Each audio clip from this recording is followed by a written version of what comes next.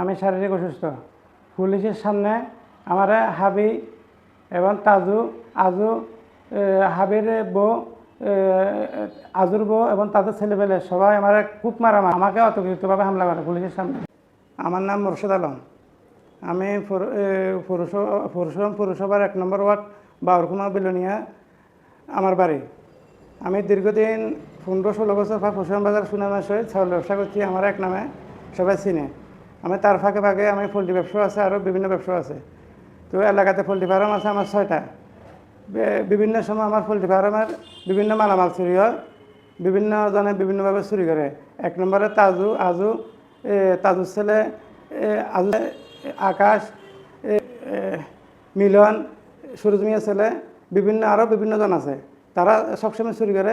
এই চুরির পরিপ্রেক্ষিতে বিভিন্ন সময় তারা ধরা খায় পরিপ্রেক্ষিতে সামাজিকভাবে মীমাংসা হয়ে আমার মাল আমার ফেরত দেয়।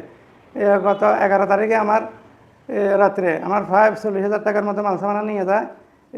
একটা মোটর, 2টা স্ট্যান্ড ফ্যান, 2টা কোদাল, 2টা বেলচা, একটা ফানির ড্রাম, এগুলো নেওয়ার পরিপ্রেক্ষিতে তদন্ত সাপেক্ষে তাজু আকাশ এগুলা আমার নিয়ে যাওয়ার পরিপ্রেক্ষিতে আমি থানায় মামলা করি। মামলার পরিপ্রেক্ষিতে আজকে দুপুরে 3জন পুলিশের তদন্ত পরিপ্রেক্ষিতে তদন্ত কর্মকর্তার সামনে বিবাদী পুলিশেরও কর্তৃপক্ষ গালিগালাজ করে। এরপরে আমার পুলিশের সামনে হুমকি তুমকি দেয়, আমার হুমকি চিন্তা দিচ্ছে। স্বয়ং থানার সেকেন্ড অফিসারের সামনে, এলাকাবাসীর সামনে, সবার সামনে লোক বহুত আছিল, তাদের সামনে বিভিন্নভাবে আমার মারধর করে। আমি কেন মামলা করলাম, মামলা কেন করলাম, আমার অপরাধটা এটে। আমি তো হোসেন মহসির কাছে আমি বিচার চাই এবং ওসি মহোদয়ের কাছে আমি এটার সম্পূর্ণ নিরপেক্ষ প্রতিকার চাই এবং উপজেলা নির্বাহী অফিসারের কাছে আমি এটার প্রতিকার চাই। এটাই আমার আকুল আবেদন। আমি আমার মালামাল ফেরত চাই, আমার মায়ের পূর্ণাঙ্গ বিচার চাই।